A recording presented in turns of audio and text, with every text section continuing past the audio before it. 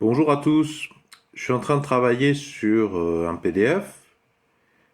Pour petite parenthèse, pour ceux que le projet intéresse, je voudrais traduire tous les articles scientifiques du monde de l'anglais ou du mandarin ou du russe vers toutes les autres langues du monde.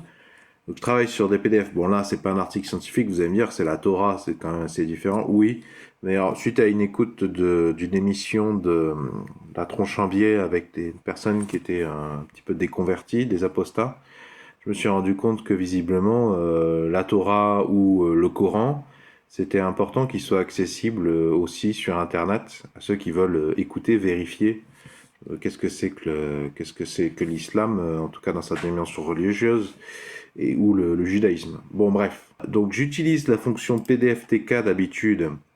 Voilà. Je fais un PDFTK et encore, d'habitude, je ne fais pas le no page break. Enfin, ça veut dire no page break. Je vais vous montrer ce que ça donne si je mets pas de no page break. Ce sera plus facile à comprendre. Et après, tout de suite, on parlera des. Et tout de suite après, je vous montre comment je me débarrasse des entêtes et des pieds de page. Donc, le PDF est là, hein. C'est une copie qui s'appelle A.pdf. Si je mets pas le page break, je vais avoir notamment ça, ce genre de truc. Je sais pas d'où ça vient d'ailleurs. Enfin, si, c'est le page break, quoi. Cassure de page, au passage d'une page à l'autre, si j'ai bien compris. Pour vous débarrasser de ça, vous rajoutez cette option de la commande PDF to text. Donc, je vais effacer le résultat précédent.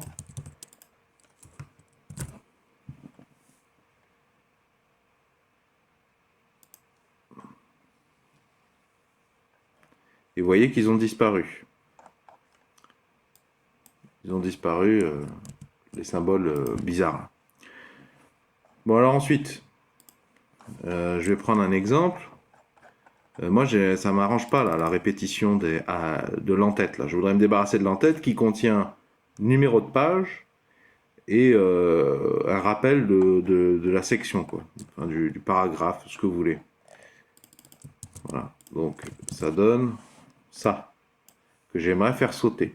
Je n'ai pas testé, mais en faisant des recherches, je suis tombé sur PDF to text++, qui a l'air facile à installer, à tester, parce que je pense que ça permet d'aller beaucoup plus loin, mais je ne les ai pas encore testés, ça se trouve pas du tout, mais il a l'air de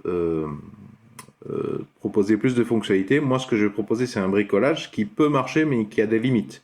Je ne saurais vous recommander de plutôt aller utiliser ce qui a l'air d'être une extension, une amélioration. Dans la documentation de la fonction PDF to text, vous avez ces options. Vous en avez d'autres. Hein. Vous avez par exemple cette option-là que je viens de vous présenter. Vous avez aussi donc une histoire de crop area, donc région de découpe, enfin zone de découpe. Donc vous avez les coordonnées X et Y qui vous servent à désigner le point haut à gauche sur chaque page depuis lequel va partir la zone de découpe. Donc moi j'ai fait des tests en fait, hein, j'ai testé sur un seul PDF et pour arriver à dégager ça, j'ai fait des tests et j'ai dû aller jusqu'à -x 60 et -y 80. Donc x c'est la position sur cet axe et y c'est la position sur cet axe. Donc c'est essentiellement y que j'ai dû faire varier, augmenter. Ensuite, W c'est la largeur et H c'est la hauteur. Donc, pour me débarrasser de certains notes de bas de page, par exemple, on peut, ouais, peut-être, je vais chercher une page un peu plus vraiment complète. Le problème de ce document, c'est que la hauteur des notes de bas de page varie en fonction du nombre de notes, mais aussi de la hauteur du texte. C'est pas stable. Voilà. Prenons cet exemple. J'ai une note de bas de page, Genèse 15.1.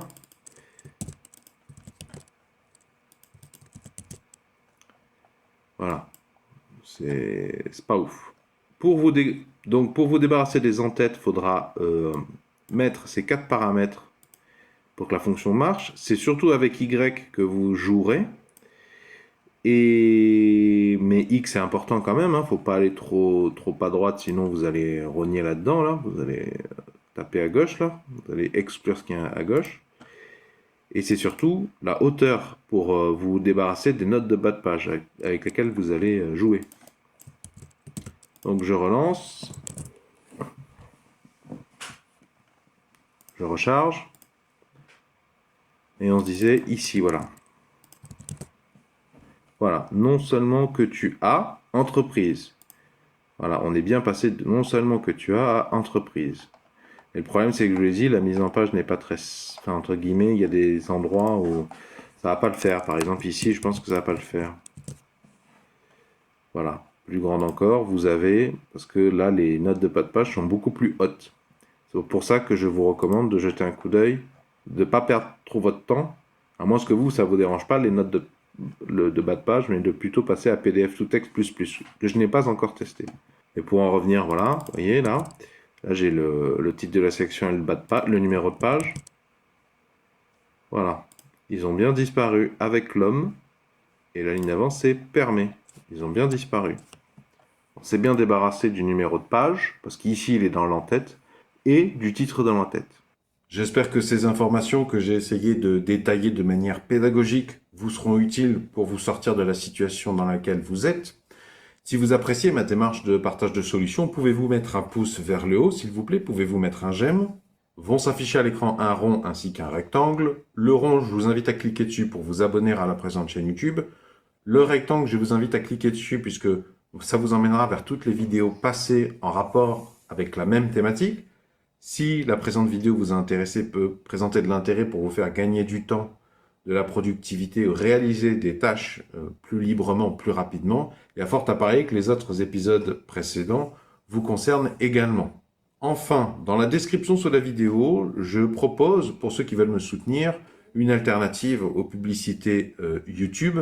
Je propose quelque chose d'un petit peu original, à destination des personnes qui veulent créer une activité d'auto-entrepreneur ou qui veulent carrément créer une entreprise ou qui veulent rediriger la barre de leur entreprise parce que ça ne va pas très bien financièrement en commençant une entreprise intégralement en utilisant des systèmes Linux qui sont gratuits, très intéressants pour votre trésorerie, votre durabilité dans le temps. Pour les personnes qui veulent peut-être sauver leur entreprise et qui se rendent compte du pognon dingue qu'ils ont gaspillé dans ces systèmes Windows ou Apple, je vous propose, pour ceux qui veulent me soutenir, un produit. Cette annonce que vous trouverez dans la description sous la vidéo, c'est un lot de tous les codes, notamment Bash ou d'astuces complémentaires, que j'ai trouvé depuis que j'utilise Linux Ubuntu, c'est-à-dire pendant que je faisais ma thèse de doctorat, en 2012 à peu près, j'ai commencé. Donc c'est un ensemble de 10 années environ de scripts, d'outils de productivité. C'est vraiment très tourné vers la bureautique, des tâches concrètes, travailler des PDF, il y a un peu de montage vidéo, il y a aussi du mixage son, et c'est un ensemble que je vais continuer à alimenter. Il y a déjà un sacré paquet de scripts, il y a déjà énormément de petits outils qui peuvent vous faire gagner beaucoup de temps. Donc ce que je vous propose, que vous ne trouverez pas sur ma chaîne YouTube, c'est un concentré avec des explications dans un même dossier, dans une même archive que je peux vous envoyer. Ça vous fera gagner énormément de temps parce que si vous devez chercher sur Internet, d'autant que j'ai eu plusieurs chaînes YouTube séparées, l'ensemble des scripts que j'ai déjà proposés, déjà vous aurez des versions antérieures, pas mises à jour, et puis c'est un petit peu la croix à la bannière pour tout recouper. Là, je vous enverrai tout d'un coup, vous aurez tout au même endroit pour pouvoir travailler au redressement de votre entreprise ou au gain de temps de votre productivité si vous êtes seul, pour pouvoir avoir une activité qui roule en diminuant toujours plus possible la quantité de temps que ça vous demande. Pensez aussi à vos enfants, ça peut être une bonne manière de les éduquer à un informatique plus complet, plus holistique que la tendance qu'ont les organismes, les institutions, à les plonger dans Windows et à jamais les en faire sortir de manière à ce qu'ils sont incapables de décorréler informatique et Windows. Je suis prêt à parier que certains d'entre vous achèteront ce produit simplement pour me soutenir à la base. Eh bien, je les en remercie d'avance et ça me fait très plaisir. Je pourrais me contenter de faire des appels aux dons via PayPal, Tipeee, Utip, que sais-je, mais je trouve ça quand même plus constructif et original de proposer autre chose.